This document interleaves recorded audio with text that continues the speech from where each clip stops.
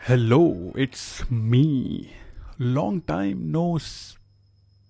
काहे का long time? आप तो शायद मुझे इस चैनल पर पहली बार देख रहे हैं। तो आप लोग सोच रहे होंगे कि आखिर ये कौन जाहिल है जो हमारे प्यारे डॉक्टर सोलंकी की जगह आज वीडियो में आ रहा है। तो let me introduce myself. Hi, my name is Swapnil and I tell horror stories. मेरा नाम स्वप्निल है और मैं भी भूतों की कहानियाँ सुनाता हूँ।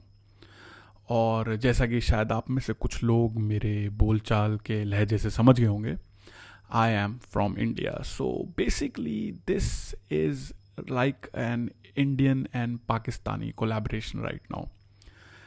तो मेरे इस चैनल पर होने की वजह यह है कि काफ़ी वक्त से मैं और डॉक्टर सोलंकी सोच रहे थे कि हम लोग कोलैब करें।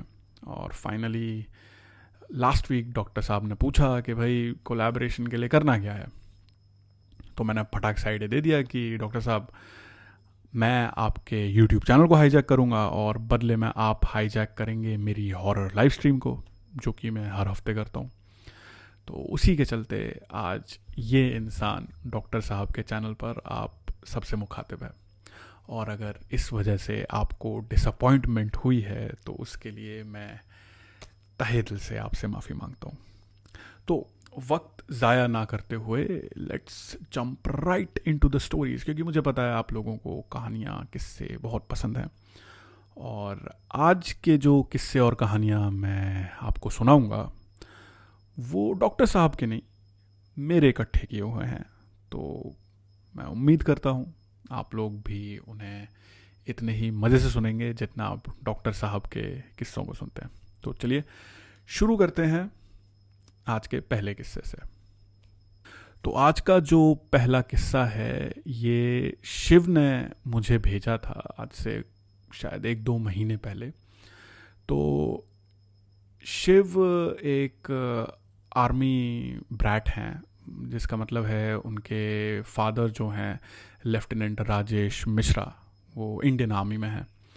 तो शिव की फैमिली कई जगहों पे घूमती रही है, रहती रही है।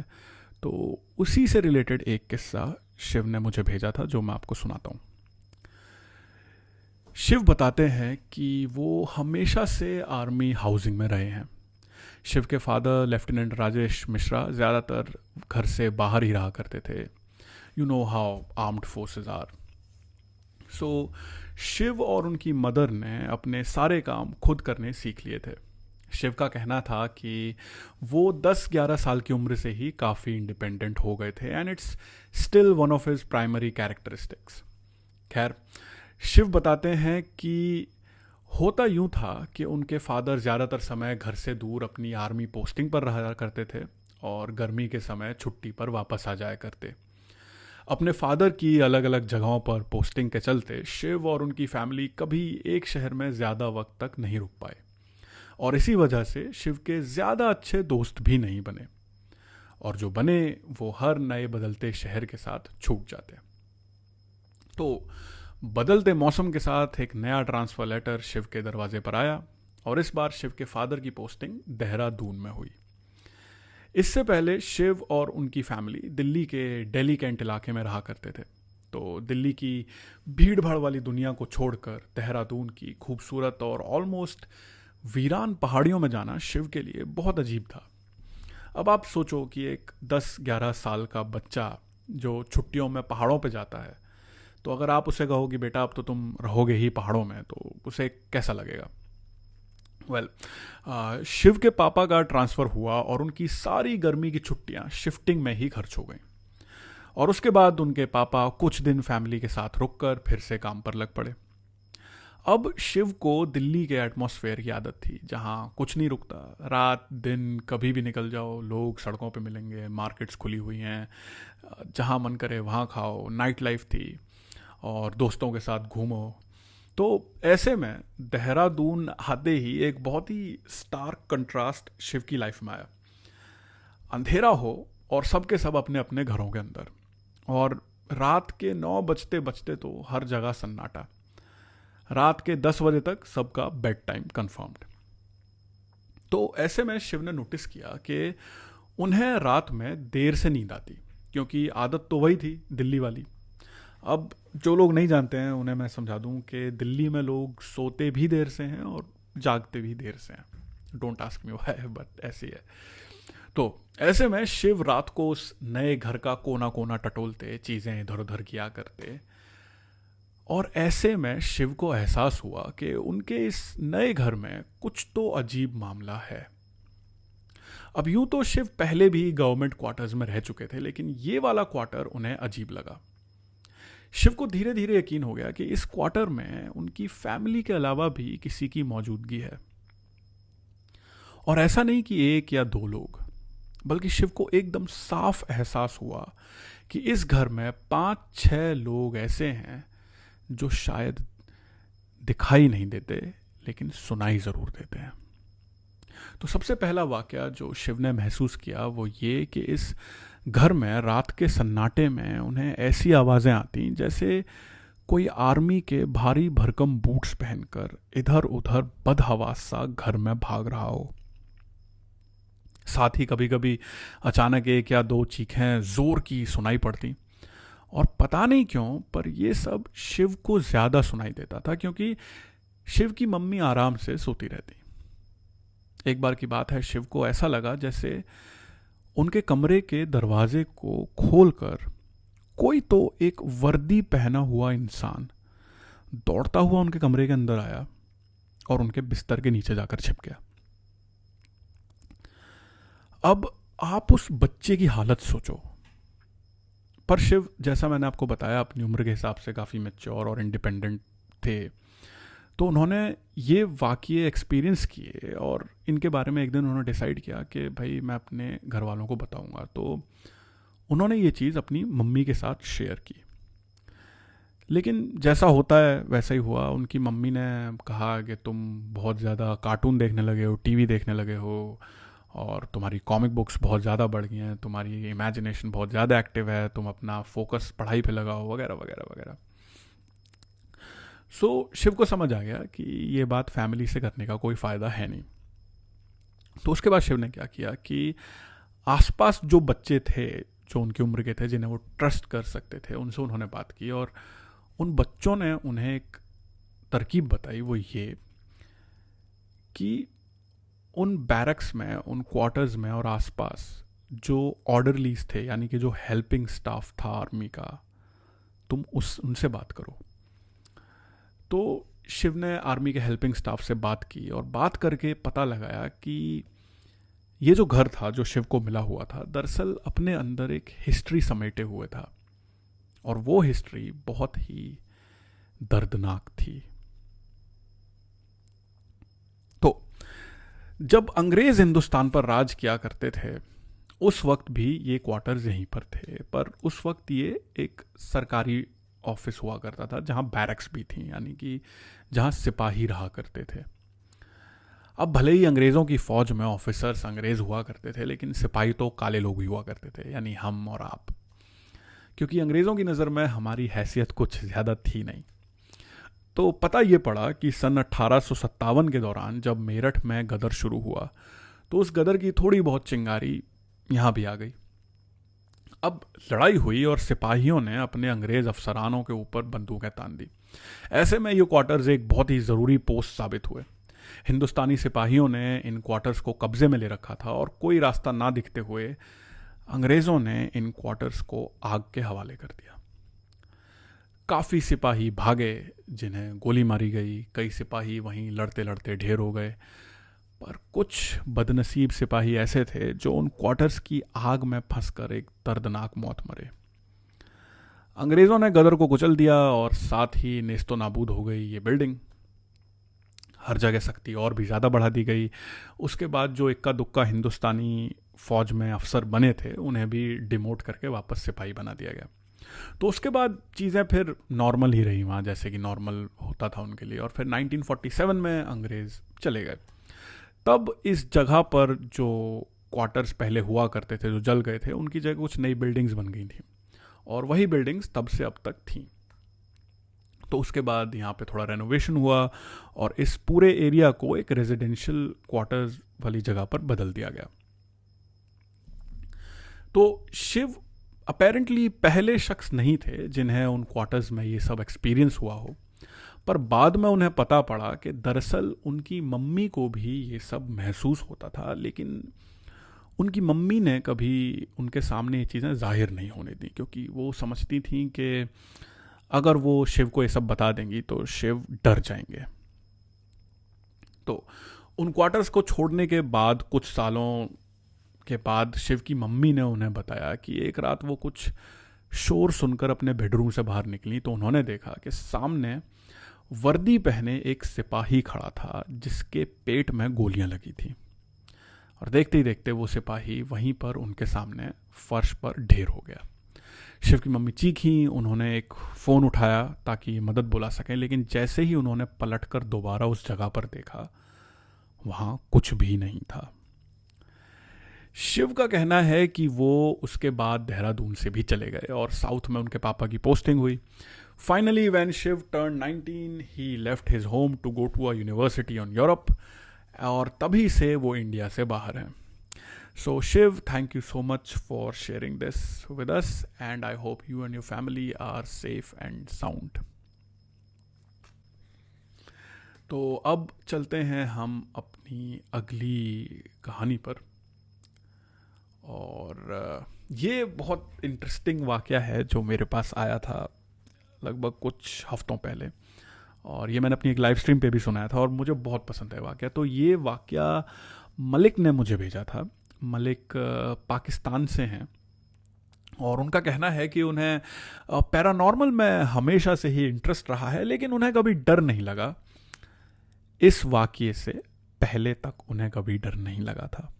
तो मलिक क्या बताते हैं, तो मलिक का कहना था कि लगभग 3 साल पहले की बात थी जब उन्होंने किस्सा मुझे भेजा। तो आज से ही लगभग 3 साल पहले आप मान लीजिए। मलिक तब 18-19 साल के थे, और उनका कहना है, सबसे पहली बात उन्होंने ये बोली है कि यकीन जानिए ये सब मेरी इमेजिनेशन बिल्कुल भी नहीं थी। तो मलिक बताते हैं कि उनके मामू गुजरात में किसी शहर में रहा करते हैं, और आज से कई साल पहले उस जगह पर नई नई बसावट शुरू हो रही थी, कुछ नए घर बन रहे थे, और घर तो बन गए थे लेकिन लोग वहाँ रहने नहीं आए थे, इक्का दुक्का ही लोग वहाँ रहने आए थे, क्योंकि ये जो घर थे ये शहर के बाहरी हिस्से में थे। तो मलिक का कहना है कि उस समय उस टाउनशिप में मुश्किल से 6 या 7 घर ही कंप्लीट हुए थे, जिनमें से 3 या 4 ही बसे थे। तो वहाँ मलिक की दोस्ती पड़ोस में ही एक रहने वाले लड़के से हो गई, और एक दिन उस लड़के ने मलिक को बताया कि जिस घर में वो रहता है वो घर हॉन्टेड है, उस घर में एक साया है। अब सबसे पहला वाकया जो उस लड़के ने मलिक को बताया वो ये था, उस लड़के ने कहा कि मुझे अक्सर मेरी चचेरी बहन मेरे घर की छत पे बाल बनाती हुई दिखती है। तो मलिक ने कहा इसमें क्या बड़ी बात हो गई, अगर वो बाल बना रही है तो उस लड़के ने समझाया कि दिक्कत ये नहीं है कि वो बाल बना रही है, दिक्कत ये है कि उनके चाचा और उनकी फैमिली वहाँ से कोसों दूर इस्लामाबाद में रहते हैं, और वो एक बार इस घर में आए थे जब उनकी चचेरी बहन भी इस घर में आई थी, और उनके जाने के बाद से ही उस लड़के को उसकी चचेरी बहन बार बार छत पे दिखाई देती बाल बनाते हुए। तो बेसिकली लड़के का कहना ये था कि इस घर में कोई तो चीज़ है जिसने उसकी चचेरी बहन की शक्ल इख्तियार कर ली है, और अब वो वहीं दिखती है उसे। खैर वापस आते हैं। तो लड़के का कहना था कि तभी से वो ऊपरी मंजिल की खिड़की से और छत पर उन्हें बार बार बाल बनाती दिखती है। तो मलिक बताते हैं कि एक रात वो और उनका दोस्त उनके मामू के घर की छत पर बैठे थे, और रात के करीब 2:30 बज रहे थे। तो ये लोग क्या देखते हैं कि उस लड़के के घर के मेन गेट पर कोई खड़ा हुआ है और नहीं घूर रहा है। अब मलिक ने गौर से देखा तो उन्हें देखा कि दरअसल ये क्या है, उस लड़के के अब्बू हैं जो वहीं गेट पे खड़े हुए हैं। तो मलिक ने जल्दी से अपने दोस्त की तरफ मुड़े मलिक और बोले कि अरे सुनो, लगता है तुम्हारे अब्बू को नींद नहीं आ रही है, देखो वहाँ खड़े खड़े देख रहे हैं। वो लड़का जल्दी से आया, उसने देखा और थोड़ी देर बाद देखने के बाद उसने मलिक से कहा कि ये मेरे अब्बू नहीं है, पीछे हटो। दोनों तुरंत पीछे हटे। तो मलिक ने कहा कि तुम्हें कैसे पता है मेरा अब्बू नहीं है? तो कहते अभी दिखाता हूँ। उस लड़के ने अपना फ़ोन निकाला और अपने अब्बू का नंबर डायल किया। 3-4 रिंग्स के बाद उस लड़के का अब्बू ने फ़ोन उठाया और उनकी आवाज़ ऐसी जैसे सो रहे हों। तो कह रहे हैं कि क्या हुआ? तो दोस्त ने पूछा कि अब्बू आप नीचे खड़े हैं क्या दरवाजे पे? तो अब्बू ने कहा मैं क्यों नीचे खड़ा हूँगा, मुझे क्या तुम्हारी तरह आवारागर्दी का शौक़ है? मैं सो रहा हूँ, मुझे सोने दो। तो उन्होंने पहले डांटा, फिर बोले कि तुम रात भर आवारागर्दी का, तो लेक्चर वेक्चर मिले खूब। खैर फ़ोन काटा। फ़ोन काटने के बाद भी ये दोनों लड़के देखते हैं कि वही शख्स जो कि उनके दोस्त के अब्बू की शक्ल का है वहीं दरवाजे पर खड़ा हुआ है और उन्हें घूर रहा है। और पता नहीं क्या उस लड़के में क्या ही हिम्मत आई, वो उस शख्स को देखने लगा और देखने के बाद जोर से चीख कर बोला कि हे, कौन हो तुम, क्या कर रहे हो वहां पे? अब जवाब देने की बजाय वो शख्स बिना कुछ बोले चुपचाप उस लड़के के घर के अंदर अंधेरे में दाखिल हो गया और गुम हो गया वहीं पे। अब उस लड़के की हिम्मत नहीं कि वो बेचारा घर चला जाए, तो उस रात वो मलिक के मामू के घर ही रुका मलिक के साथ। तो ये सारी चीज़ें हुई और एक दिन मलिक इंतज़ार करते रहे उससे कि यार अगर तेरा घर हॉन्टेड है तो प्लीज़ मुझे अपने घर में एक रात रुकने दे। शुरू में उस लड़के ने मना किया कि देखो यार तुम्हारे साथ कुछ वाक़या हो जाएगा तो गड़बड़ हो जाएगी, रहने दो। पर मलिक ने पीछा नहीं छोड़ा, वो बार बार बोलते रहे करा दो यार, एक बार सोने दो। आखिरकार तंग आकर उस लड़के ने बोला कि देखो भैया, अगर तुम्हारे मामू इजाज़त दे देते हैं तुम आके सो जाओ मेरे घर में, मुझे कोई दिक्कत नहीं है। तो होता यह है कि मलिक ने अपने मामू को पूरी बात नहीं बताई। मलिक ने इन बताया कि वहाँ पे वो घर हॉन्टेड है तो मैं सोने जा रहा हूँ। मलिक ने बड़े कैजुअली अपने मामू को इन्फॉर्म कर दिया कि वो एक रात अपने दोस्त के साथ बिताएंगे और वहीं सोएंगे। मामू ने इस बात पे ज़्यादा ध्यान नहीं दिया और अलाउ कर दिया। अब मलिक ये नकली परमिशन की पर्ची लेकर अपने दोस्त के यहाँ पहुँच गए। तो दोस्त ने कहा कि देखो भैया, तुम मेरे कमरे में मेरे साथ सो, बाहर मत सो। तो मलिक बोले ठीक है। मलिक वहाँ सो गए, लेकिन खुराफाती दिमाग है, माने कैसे। रात के करीब 3 बजे के आसपास इस चुपचाप कमरे से बाहर निकले और वहाँ हॉल में जाकर बैठ गए। मलिक बताते हैं कि मैं वहाँ हॉल में जाके बैठा और सोफे पे बैठा बैठा मैं देखने लगा इधर उधर कि शायद कुछ दिखे, लेकिन काफ़ी देर बैठने के बाद भी कुछ नहीं हुआ। तो मलिक ने क्या किया, वहाँ बैठे बैठे अपने आप से बातें शुरू कर दी ज़ोर ज़ोर से। उसका भी कोई नतीजा नहीं निकला। तो फाइनली तंग आकर मलिक ने बोल दिया कि देखो भैया, अगर इस घर में कोई साया है मेरे सामने अपनी हाजिरी दो। अब मलिक ने बोल तो दिया, लेकिन बोलने के बाद उन्हें थोड़ा एहसास हुआ कि शायद मैंने कुछ ज़्यादा ही बोल दिया। पर फिर भी उन्हें वहाँ कुछ नहीं दिखा। अब सुबह के 5 बजने वाले हैं, 4 बज चुके हैं और मलिक की आंखें नींद से भारी हो रही हैं। तो मलिक ने बताया कि मैं धीरे धीरे उसी सोफे पे पसर के सो गया। अब मलिक बताते हैं कि सोने के बाद मुझे एक सपना आता है और सपने में मैं उसी घर में हूं और मैं क्या देखता हूं कि मेरे सामने एक खूबसूरत सी लड़की है, बड़ी कमसिन सी, और वो बाल बनाती हुई मुझे देख रही है और मुस्कुरा रही है। मलिक देखते ही समझ गए कि ये ज़रूर वही लड़की है जो उनके दोस्त को दिखती है। खैर मलिक ने सोचा कि अभी इस वक्त इस कमरे से बाहर जाना ठीक है। वो कमरे से बाहर जाने लगे, लेकिन तभी उस लड़की ने उन्हें पकड़कर रोक लिया। और मलिक बताते हैं कि फिर उस लड़की ने मेरे साथ वो हरकत की जो कभी किसी शरीफ लड़की को नहीं करनी चाहिए। और उसके बाद मलिक की आंख खुल गई। सुबह हो चुकी थी। मलिक उठे और अपने घर चले गए। अब अगले दिन मलिक ने अपनी बाइक उठाई और अपने मामू को अलविदा कहा। अपने घर जाने के लिए वो निकले। तो मलिक बताते हैं कि वहाँ से वो सारी चीज़ें शुरू हुई। अब मलिक ने कहा कि मैं बाइक चला रहा हूँ और मैं अकेला हूँ, लेकिन मुझे बार बार ऐसा लग रहा है जैसे मेरी बाइक पर पीछे कोई बैठा है। और इसका एहसास उन्हें तब होता जब वो बाइक पे सड़क पे टर्न मारते। अक्सर ऐसा होता है कि जब आप बाइक चलाते हो, तो जब आप अकेले बैठ के चला रहे होते हो और जब आप किसी को बिठाकर चला रहे होते हो, तो एक वज़न का एहसास आपको हो जाता है। तो मलिक बता रहे हैं कि मैं अकेला बैठा हूँ, मेरे कंधे पर बस एक बैग है, और जब मैं बाइक मोड़ रहा हूँ तो मुझे साफ एहसास हो रहा है कि मेरी बाइक पर पीछे कोई बैठा है। खैर, मैं जैसे तैसे चला रहा हूँ, लेकिन एक वाक़या जो बहुत ख़तरनाक हुआ मलिक के साथ वो ये कि ये बाइक चला रहे हैं और सामने से एक ट्रक आ रहा है, और मलिक कह रहे हैं कि मेरी बाइक का हैंडल अपने आप धीरे धीरे उस ट्रक की तरफ जा रहा है, और कह रहे हैं मैं बहुत कोशिश कर रहा हूँ लेकिन नहीं हुआ। और फाइनली मलिक ने पूरा जोर लगाया और बिल्कुल एंड टाइम पे बाइक मोड़ी और ट्रक से बाल बाल बचे। इस वाक़ये के बाद जैसे तैसे मलिक अपने घर पहुंचे। घर पहुंच के वो बताते हैं कि वो जो भी चीज़ थी उन्होंने मलिक का पीछा नहीं छोड़ा। तो मलिक कहते हैं कि उसके बाद भी बहुत सारी चीज़ें हुई कि बाइक बार बार अपने आप बंद होती, सेलफोन के सिग्नल गायब हो जाते अच्छे खासे रिहायशी इलाके में।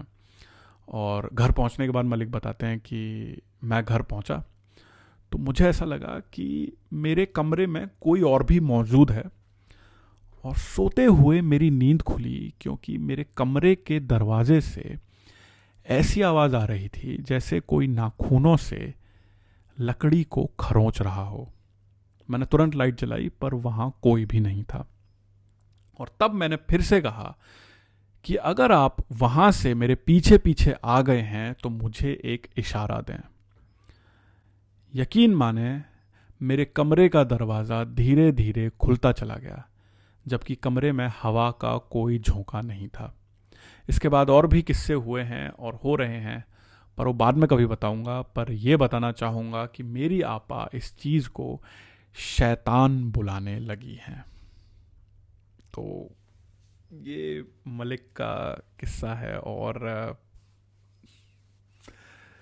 देखो, अब ये आपके ऊपर है कि आप इन चीज़ों में कितना मानते हो कितना नहीं मानते हो, लेकिन एक चीज़ जो हर किसी को करनी चाहिए वो ये है कि ज़्यादा किसी में उंगली ना करें आप, क्योंकि जब आप उंगली करेंगे तो पता नहीं कोई चीज़ पलट कर आप में उंगली करेगी और वो शायद आपको अच्छा ना लगे।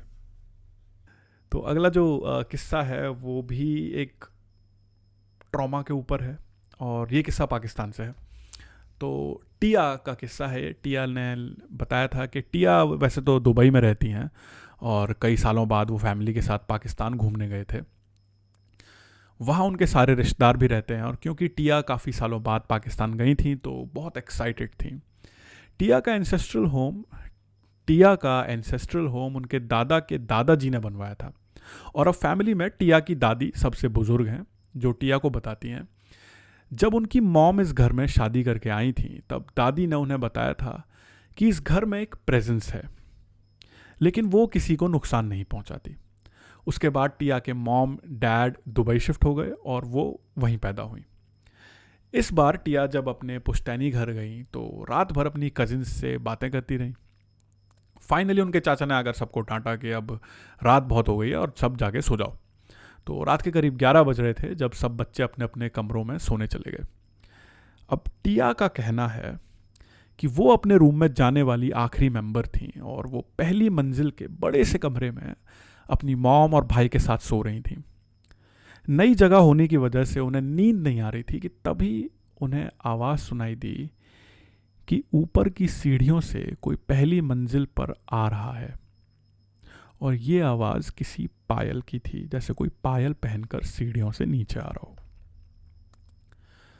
अब टिया को याद था कि उस घर में किसी ने इतनी बड़ी पायल नहीं पहनी थी जिसकी इतनी तेज आवाज़ हो, और वो पायल की छनक धीरे धीरे सीढ़ियों से होती हुई दरवाजे से इन्हीं के कमरे में आ गई।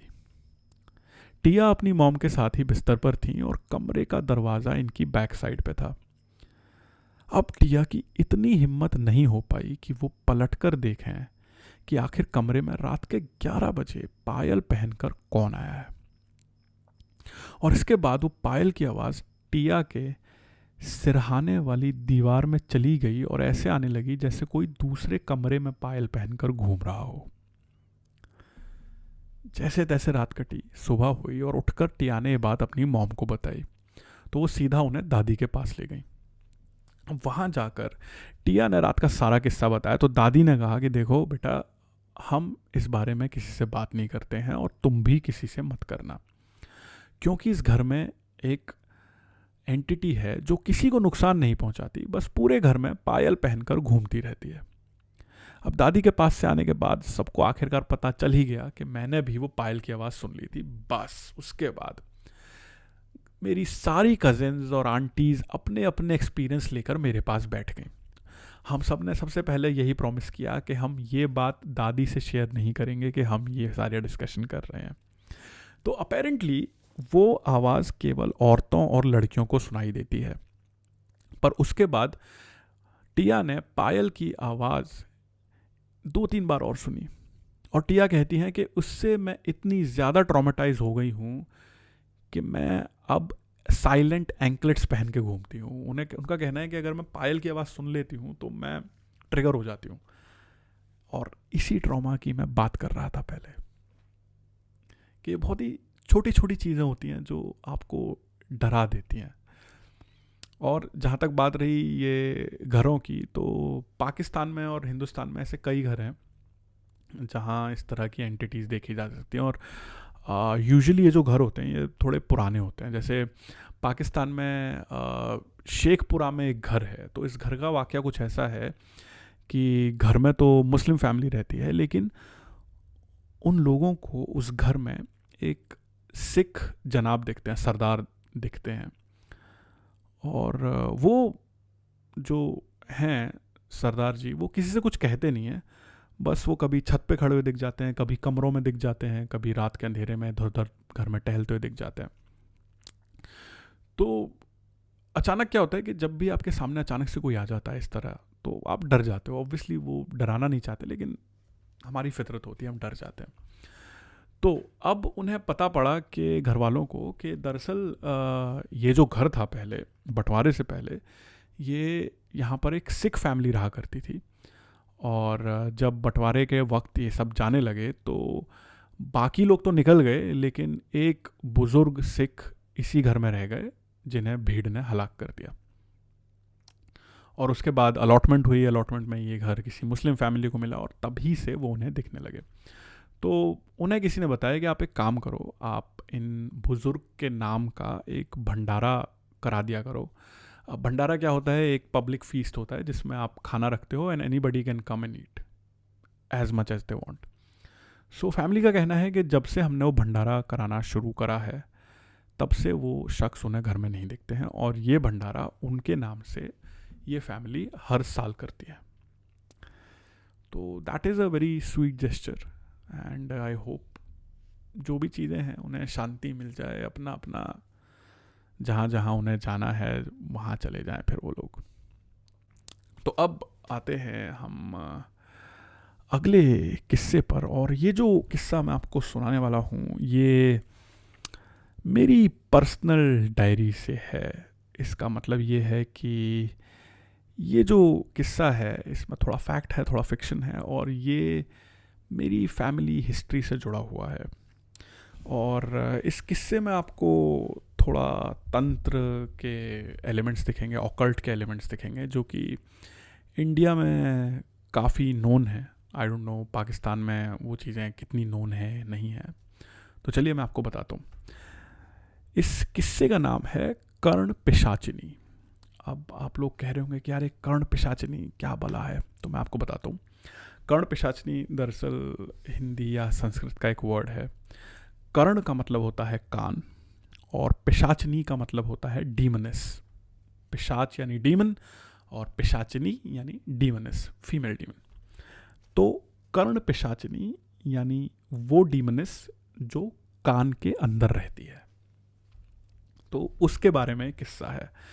अब आप कहोगे कि यार ऐसा कौन सा डीमन आ गया जो कान के अंदर रहता है? तो बहुत मज़ेदार चीज़ है ये, बहुत इंटरेस्टिंग चीज़ है ये, आप सुनो। तो चलो मैं आपको सुनाता हूँ ये किस्सा, कर्ण पिशाचिनी। मामा जी के दिन अचानक ही फिर गए थे।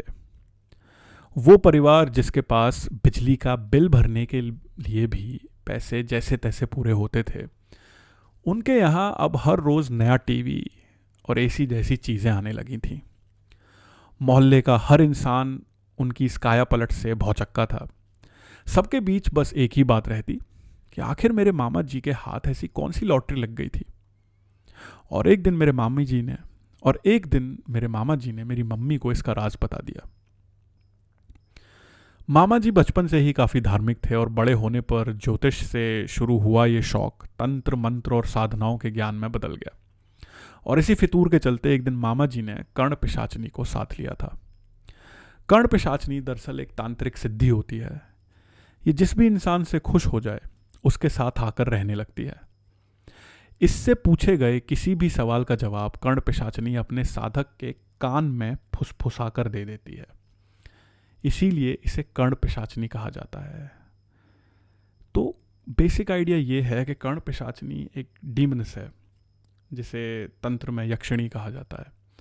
और इसका काम ये होता है कि जब आप इसे खुश कर लेते हैं, जब आप इसे साध लेते हैं, साधना यानी खुश कर लेना, तो ये आपके साथ आकर रहने लगती है।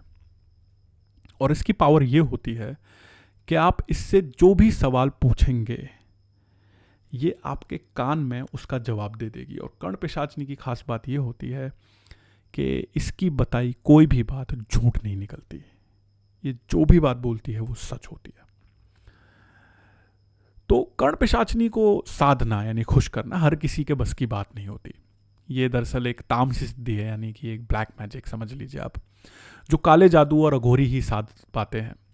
कर्ण पिशाचनी को साधने वाले इंसान को महीनों तक अकेले ही एक बहुत ही कॉम्प्लिकेटेड रिचुअल करना पड़ता है, जिसमें नहाना धोना अलाउड नहीं होता है, खुद को साफ नहीं करते हो आप, और साधक को कच्चे मांस के साथ ढेर सारी शराब पीनी पड़ती है। और साधना करते हुए इसी तरह का जीवन तब तक जीना होता है जब तक कर्ण पिशाचनी उससे खुश नहीं हो जाती। पर मेरे मामा जी ने यह कमाल कर दिखाया था। उनके पास अब एक कर्ण पिशाचनी थी जो किसी भी सवाल का जवाब उन्हें दे सकती थी।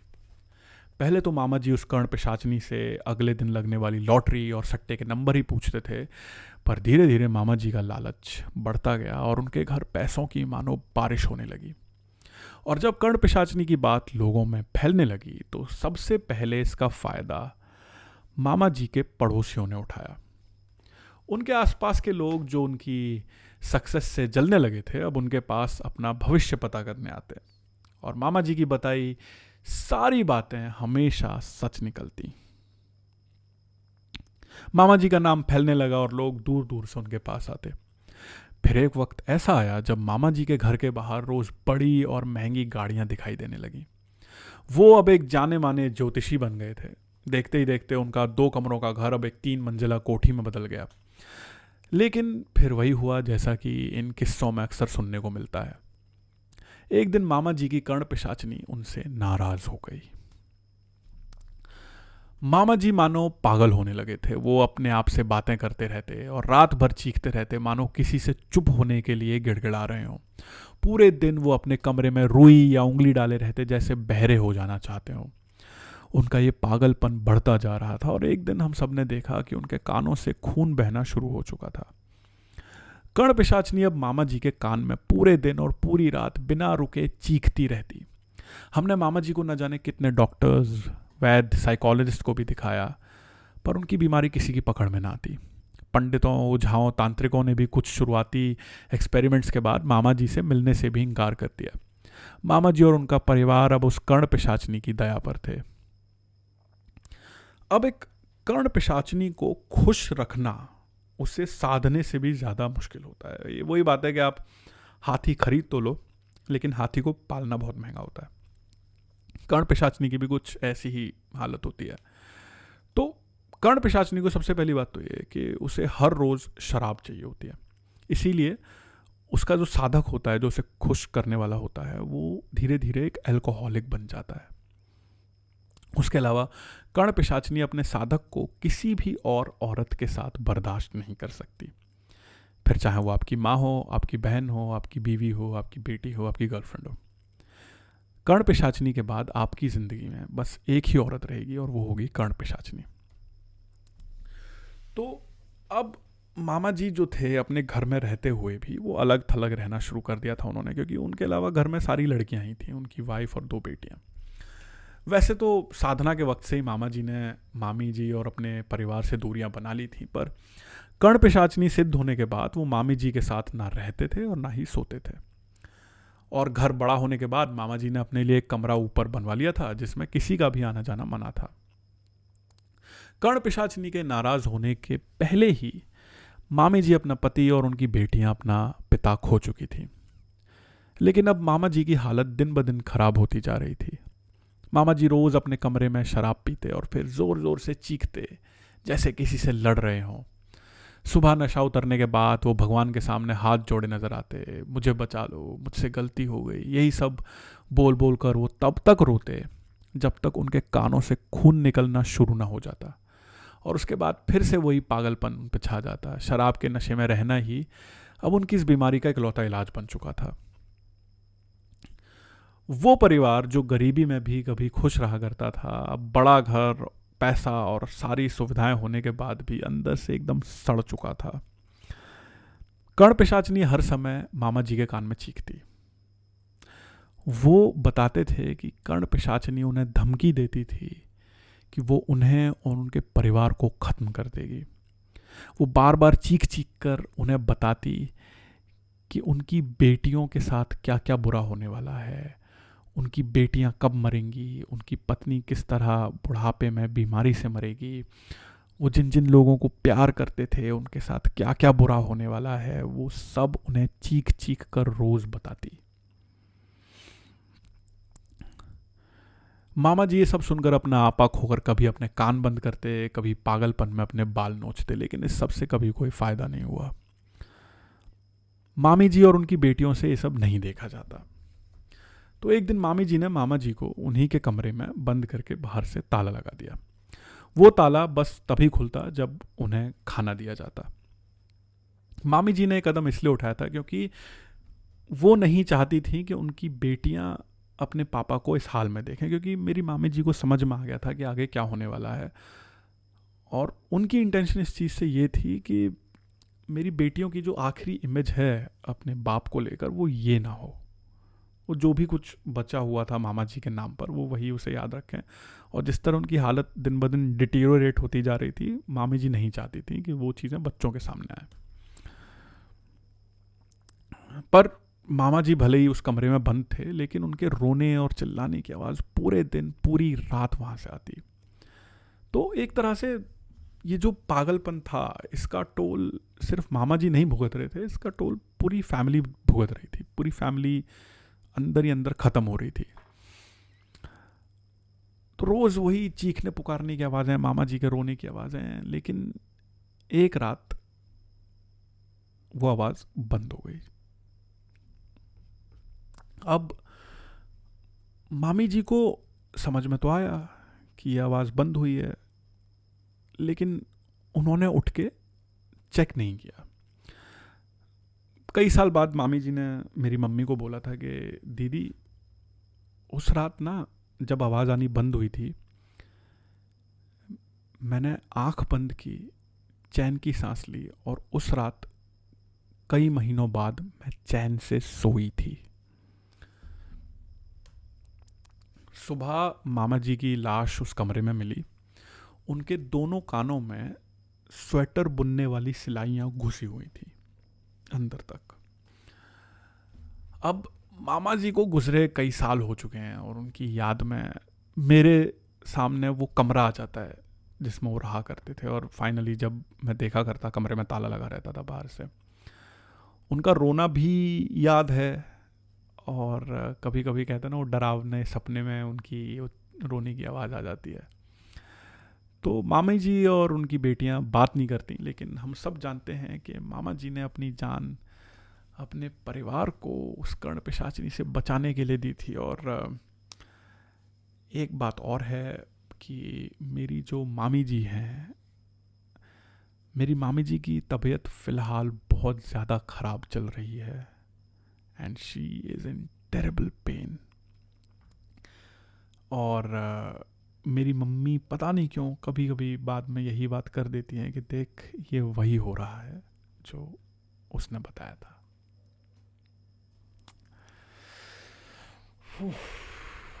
ये चीज़ें ना बहुत हैवी हो जाती हैं, पता है, क्योंकि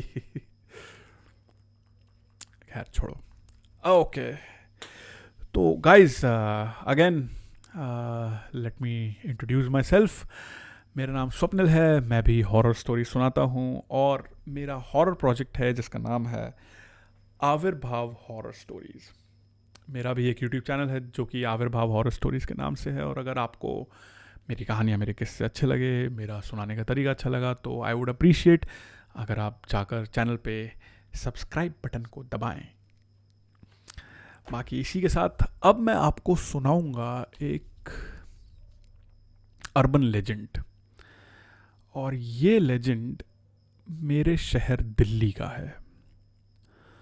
और ये इतना खतरनाक लेजेंड है कि इसको ढूंढते ढूंढते आज भी बहुत सारे लोग दिल्ली के एक खास एरिया की गलियों में भटकते फिरते हैं। क्या है ये लेजेंड, चलिए सुनते हैं। तो ये जो किस्सा है ये दिल्ली के एक इलाके का है जिसका नाम है हौज खास। तो हौज खास के बारे में पहले मैं बता दूं, जो लोग नहीं है फेमिलियर दिल्ली से और हौज खास से, कि हौज खास आज दिल्ली के पॉश इलाकों में माना जाता है। अगर आप हौज खास में आपका घर है तो इसका मतलब आप अच्छी खासी आसामी हैं। लेकिन ये चीज़ हमेशा ऐसी नहीं थी। पहले हौज खास जो था, हाँ, नॉर्मल लोग रहा करते थे, लेकिन क्योंकि वहाँ पुश्तैनी घर बनते रहे और वहाँ के प्रॉपर्टी के रेट्स स्काई रॉकेट होते रहे तो वो जगह फिर पॉश बन जाती है। पर आज से कई साल पहले भी ये जगह हमेशा से पॉश मानी जाती थी। तो ये जो किस्सा है ये लेट 80s और अर्ली 90s के बीच का कहीं का है। तो वो था जब कलर टेलीविजन्स आ रहे थे मार्केट में और गाड़ियाँ नहीं हुआ करती थी हर किसी के पास, टेलीफोन भी किसी किसी के घर में हुआ करता था। उस वक्त का किस्सा है ये। तो साल क्या था वो तो एग्जैक्टली मैं भी नहीं जानता, लेकिन काफ़ी पुरानी कहानी है। तो होता ये है कि मेहता फैमिली, जिसमें मिस्टर और मिसेस मेहता के साथ उनका 6-7 साल का बेटा ईशान मेहता थे, हौज खास दिल्ली में एक बड़ा सा घर खरीदते हैं लोग। मिस्टर और मिसेस मेहता ने साथ में मिलकर दिल्ली के हॉस्पिटल्स को मेडिकल सप्लाईज बेचने का काम शुरू किया था, जिसमें उनका अच्छा खासा प्रॉफिट हो रहा था। अच्छे खासे पैसे बने और अपना रसूख दिखाने का सबसे अच्छा तरीका होता है शहर के किसी पॉश एरिया में एक बड़ा सा घर खरीदना। That's how you tell people that you have arrived. तो मेहता फैमिली ने भी यही किया और हौज खास में एक घर खरीद लिया जो कि काफ़ी वक्त से खाली पड़ा था। उस घर को थोड़ा सा रेनोवेट करके उन्होंने अपने रहने लायक बना दिया। अब उनके घर का जो प्लान था वो कुछ ऐसा था कि ग्राउंड फ्लोर पर उन्होंने सिर्फ गेस्ट्स के लिए चीज़ें बनाई और फर्स्ट फ्लोर पर अपने रहने के लिए कमरे बना दिए। ऐसा इसलिए किया गया क्योंकि उन्हें पता था कि अब उनके घर में काफ़ी मेहमानों का आना जाना शुरू होगा, क्योंकि असली जो धंधा होता है सप्लाईज का और सेल्स का वो नेटवर्किंग के थ्रू होता है। और नेटवर्किंग के लिए आपको पार्टीज़ होस्ट करनी पड़ती हैं, लोगों के घर जाना पड़ता है। तो मेहताज ने यही किया, ग्राउंड फ्लोर एकदम लिविंग एरिया बना दिया जहाँ गेस्ट्स आएँ, रुकें, पार्टी करें, बैठक हो। और फर्स्ट फ्लोर पे उन्होंने अपनी दुनिया बसा ली थी। पर घर में शिफ्ट होने के बाद से ही कुछ अजीब चीज़ें होनी शुरू हो गई। जो सबसे पहली चीज़ उन्होंने नोटिस की वो थी उस घर में आने वाली एक अजीब सी बदबू। ये बदबू किसी केमिकल जैसी थी और ऐसी जैसे किसी सरकारी अस्पताल में से आती है। उस बदबू को निकालने की काफ़ी कोशिशें की गई। एयर फ्रेशनर्स तो उस वक्त नहीं हुआ करते थे, लेकिन तब के हिसाब से काफ़ी जुगाड़ किए गए, जैसे धूप बत्ती, अगरबत्ती, परफ्यूम्स, नेफ्थलीन बॉल्स, फिनाइल का पोछा, और यहाँ तक कि 2-3 बार पेट्रोल से भी उन्होंने घर की दीवारों को और फर्श को साफ करवाया। पर बदबू जाने का नाम ही ना ले। और सबसे बड़ी बात ये थी कि ये नहीं पता लग पा रहा था कि आखिर इस बदबू का सोर्स क्या है, बदबू आ कहाँ से रही है। पर जब आप धीरे धीरे किसी ऐसी जगह पर रहने लगते हैं जहाँ एक बदबू हर वक्त ही आती है, तो क्या होता है कि आपकी नाक ना उस बदबू को ट्यून आउट करना शुरू कर देती है, क्योंकि आपका दिमाग जानता है कि अगर मैं इस बदबू को रजिस्टर करता रहूँगा, इस स्मेल को रजिस्टर करता रहूँगा, तो मेरे साइनेप्सेस किसी दिन फूक जाएंगे। तो आपका जो दिमाग होता है वो उस चीज़ को ट्यून आउट कर देता है। मेहताज के साथ भी यही हुआ, उन्हें बदबू आनी बंद हो गई, लेकिन उनके घर में जो कोई भी आता है वो ये कहता है कि कैसी मतलब दवाइयों की सी बदबू आ रही है आपके घर में। पर खैर कोई बात नहीं। पर क्योंकि ये अकेली परेशानी नहीं थी उस घर की, दूसरी दिक्कत ये थी कि उस घर में कभी भी कुछ भी अजीब चीज़ मिलती, जो कि मैं बताता हूँ क्या चीज़ थी। मतलब आप समझो एक रबर की ट्यूब लो आप, और उस ट्यूब को ना गला दो, एकदम गलीज सा बना दो, उस ट्यूब को लिजलिजा सा बना दो, और उस ट्यूब के 1 इंच या आधे इंच के टुकड़े काट लो आप। तो महताज को वो 1 या आधे इंच के लिजलिजे रबर ट्यूब जैसे टुकड़े जैसे सड़ गए हों, वो घर में ना कहीं भी कभी भी पड़े मिल जाते। तो आप इमेजिन करो कि खूब सड़ाने गलाने के बाद रबर की ट्यूब को काटा और घर में कहीं भी उन्हें पटक दो। ऐसे टुकड़े उस घर में अक्सर लगभग सभी जगहों पर मिलते रहते हैं, बिस्तर पर, अलमारी में, ज़मीन पर, और तो और कभी कभी खाने की टेबल पर भी। घर की अच्छे से सफाई की जाती, बार बार साफ की जाता, पर पता नहीं कहाँ से टुकड़े बार बार अपने आप ही चीज़ों में मिल जाते। उसके अलावा ग्राउंड फ्लोर का जो बाथरूम था, जो कि उन्होंने गेस्ट के लिए छोड़ रखा था, उसमें भी कुछ तो अजीब था। उस बाथरूम की दीवार हमेशा गीली और चिपचिपी रहती थी। बदबू भी उस बाथरूम में कुछ ज़्यादा ही आती थी। पर मेहता फैमिली की नींद उस दिन उड़ी जब उन्होंने ध्यान दिया कि इस ग्राउंड फ्लोर वाले बाथरूम के टॉयलेट के अंदर से सिर्फ बदबू ही नहीं, बल्कि एक दिल दहला देने वाली आवाज़ आती है। और गौर से सुनने में ऐसा लगता कि उस टॉयलेट के अंदर से किसी छोटे बच्चे के रोने की आवाज़ आ रही है। अब महताज अपने काम में इतने बिजी हो चुके थे कि घर की बात तो दूर, उनके पास अपनी बातें करने के लिए भी वक्त नहीं था। मिस्टर और मिसेस मेहता की शादी मानो एक कमज़ोर नींव पर खड़ी इमारत थी, जो कभी भी गिरने को तैयार थी। ऐसे में इस घर में होने वाली चीज़ों को दोनों ने साथ बैठकर कभी डिस्कस किया ही नहीं। और इन चीज़ों का सबसे ज़्यादा असर पड़ा उस छोटे बच्चे ईशान पर। एक रात ईशान ने जब अपने कमरे की खिड़की से बाहर झांका तो देखा कि उनके घर के गार्डन में एक आदमी रात में कुछ खुदाई कर रहा है। ईशान ने अपने पापा को बुलाकर वो नज़ारा दिखाया। मिस्टर मेहरा ने पहले खिड़की से आवाज़ लगाई, पर मानो उस आदमी ने वो सुनी ही नहीं। इसके बाद मिस्टर मेहरा अपनी लाइसेंस्ड पिस्टल लेकर नीचे गार्डन में पहुंचे, और उन्होंने देखा कि वहां तो कोई नहीं था, और ना ही गार्डन में खुदाई के निशान थे, जैसे किसी ने कुछ किया ही ना हो। सब कुछ एकदम ठीक लग रहा था। उन्होंने उस रात पूरे घर का जायजा लिया, लेकिन घर में किसी के भी दाखिल होने के सबूत कहीं नहीं दिखे। पर अक्सर ऐसा होता कि ईशान को घर के गार्डन में वही आदमी कई रातों में अक्सर खुदाई करता दिखता। थोड़े वक्त बाद ईशान ने अपने मम्मी पापा को इसके बारे में बताना छोड़ दिया। उस घर के दरवाजे की घंटी भी वक्त बेवक्त कभी बज उठती, और अक्सर दरवाजे पर जवान और कम उम्र की लड़कियां मिलती, जो हमेशा केवल एक बात पूछती, शुक्ला जी कहाँ हैं? शुक्ला जी से काम है। अब उन लड़कियों को बता दिया जाता है कि यहाँ पे कोई शुक्ला जी नहीं रहते, और वो चुपचाप वहां से चली जाती। इन्हीं सब बातों से अपना दिमाग हटाने के लिए मिसेस और मिस्टर मेहता ने एक अच्छी सी पार्टी ऑर्गेनाइज की। काफ़ी लोग जमा हुए, जिनमें उनके अच्छे दोस्त बन चुके एक डॉक्टर भी थे, जो कि दिल्ली के एक जाने माने सर्जन थे। गेट टुगेदर में मेहमानों के जाने के बाद मिस्टर और मिसेस मेहता अपने डॉक्टर दोस्त के साथ फर्स्ट फ्लोर पर बैठे बातें कर रहे थे, जब डॉक्टर साहब ने टेबल पर वही रबर के टुकड़े जैसी चीज को देखा।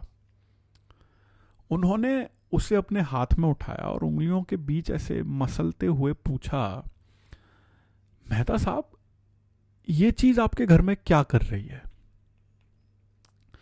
अब मिस्टर मेहता का बांध मानो अचानक टूट गया कि क्या बताऊं डॉक्टर साहब। वो भड़कने लगे कि यार जब से इस घर में आए हैं पता नहीं क्या हो रहा है, दिमाग खराब रहता है।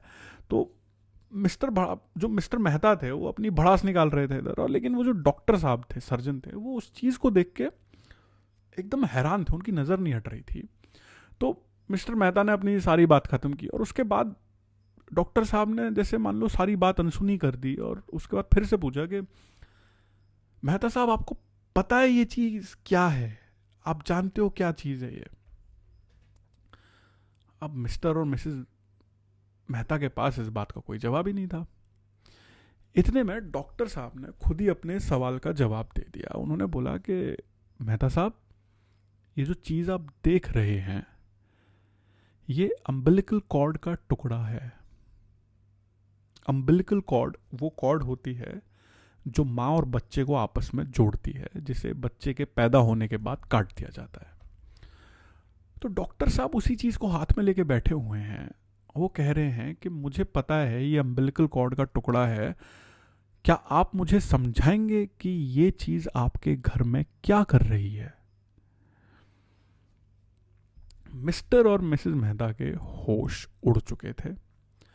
उन्हें आखिरकार समझ में आ गया कि अब उन्हें अपने घर में होने वाली चीज़ों के बारे में किसी से बात करनी चाहिए, क्योंकि this thing is very serious.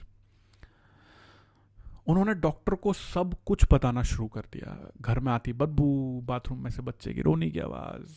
अब ये सब चल ही रहा था कि इतने में उन्हें ईशान के चीखने की आवाज़ आई। सब नीचे उतर के भागे, ईशान को देखा, लेकिन ईशान पूरे घर में कहीं नहीं मिला। ईशान को ढूंढा गया लेकिन कोई अता पता नहीं। ना वो अपने कमरे में था, ना ही पूरे घर में। घर के आसपास भी ढूंढा गया लेकिन ईशान कहीं नहीं मिला। थक हार कर मिस्टर और मिसेस मेहरा जब पुलिस स्टेशन जाने वाले थे, तभी उन्हें ईशान के रोने की आवाज़ सुनाई देने लगी। आवाज़ का पीछा करते हुए ये लोग ग्राउंड फ्लोर पर पहुंचे और उनका दिल पानी में फेंके किसी पत्थर की तरह बैठ गया जब उन्हें समझ आया कि ईशान के रोने की आवाज़ ग्राउंड फ्लोर के उसी बाथरूम के अंदर से आ रही है।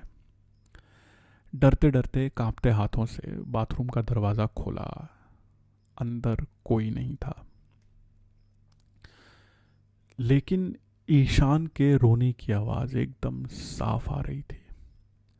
और जैसा कि उनका शक था, मिस्टर और मिसेस मेहरा ने पाया कि वो आवाज़ बाथरूम के टॉयलेट के अंदर से आ रही थी।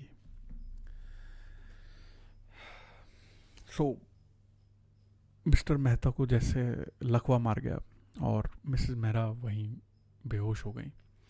डॉक्टर ने, जो सर्जन थे, उन्होंने जैसे तैसे उन्हें उठा के बाथरूम से बाहर निकाला। सुबह होने तक किसी तरह मिस्टर मेहरा बात करने की पोजीशन में आ पाए। मिसेस मेहरा अभी भी एकदम आउट ऑफ कमीशन थी। पर इस वाकये के बाद डॉक्टर ने अपने सोर्सेज से इस घर की हिस्ट्री पता लगानी शुरू की, और जो बातें सामने आई उसे सुनकर उस आदमी का कलेजा कांप गया। उन्हें पता चला कि आज से कई साल पहले इस घर में एक इलीगल अबॉर्शन क्लिनिक चलाया जाता था। यहाँ कई कम उम्र की लड़कियां लाई जाती थीं जो या तो गलती से प्रेग्नेंट हो चुकी थीं, या वो औरतें आती थीं जिनके घर वालों को सिर्फ लड़के की चाहत होती थी। अब यदि बच्चा केवल एक फीटस होता था, भ्रूण जिसे कहते हैं हिंदी में, अगर बच्चा एक फीटस होता था तो उसका बहुत सिंपल इलाज होता था। उसे निकालते थे और उसके बाद उसे ग्राउंड फ्लोर के उसी टॉयलेट में बहा दिया जाता था। पर अगर बच्चा थोड़ा बड़ा हो जाता था तो उसे निकालने के बाद पहले उसे उसी बाथरूम में ले जाते थे और वहाँ की दीवार पर पटक कर उसे मारा जाता था, और उसके बाद उसे उस घर के गार्डन में दफना दिया जाता था। और इस क्लिनिक को चलाने वाले आदमी का नाम था शुक्ला।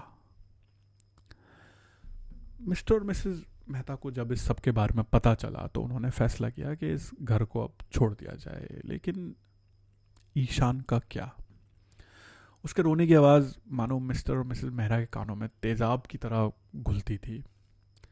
अपने बच्चे को ढूंढने के लिए उन्होंने फ्लोर के बाथरूम तक को खुदवा डाला, लेकिन गहराई में जाने के बाद भी वहाँ कुछ नहीं मिला पाइप्स के अलावा। पर आवाज़ आती रही। इसे अपनी किस्मत मानकर मिस्टर और मिसेस मेहता ने आखिरकार वो घर छोड़ ही दिया, और कहते हैं कि उस घर से निकलते हुए भी उन दोनों को अपने बच्चे के रोने की आवाज़ साफ सुनाई दे रही थी। तो ये जो अर्बन लेजेंड है ये दिल्ली में बहुत ज़्यादा पॉपुलर है, और ये घर एक्चुअली कहाँ है नहीं है ये किसी को नहीं पता। आप हौज खास में जाएंगे और इस घर के बारे में बात करेंगे तो बहुत लोग आपको बोलेंगे कि हाँ मुझे पता है घर कहाँ है, मैं आपको दिखाता हूँ, और वो किसी घर को ले जाके आपको दिखा भी देंगे। पर असल में ये घर एग्जैक्टली कहाँ है, और सही बताऊँ तो है भी या नहीं, नोबडी नोज, किसी को कोई आइडिया नहीं है। सब अपनी अपनी मर्जी से चीज़ें बताते हैं। ऊपर से अगर आप लोगों से पूछेंगे तो 2-3 चीज़ें और ऐड ही करके वो आपको इस कहानी में सुनाएंगे। पर जो भी हो, ये कहानी एक बहुत ज़बरदस्त माइलस्टोन है हमारे शहर का। तो कभी आइए हौज खास। तो ये थी आज की मेरी कहानियाँ। मैं उम्मीद करता हूँ आपको अच्छी लगी होंगी, और आई डोंट थिंक मैं डॉक्टर साहब जैसी नरेशन दे पाता हूँ, पर उम्मीद है आप लोगों को मज़ा आया होगा। और इसी के चलते मैं आप लोगों को अलविदा कहना चाहता हूँ, और चाहूँगा कि आप लोग आविर्भाव हॉरर स्टोरीज़ पर आएँ, मेरी कहानियाँ सुनें और बताएं कि क्या अच्छा लगा क्या नहीं लगा। मुझे आपका इंतज़ार रहेगा। और चलिए मिलते हैं बाद में कभी। अलविदा।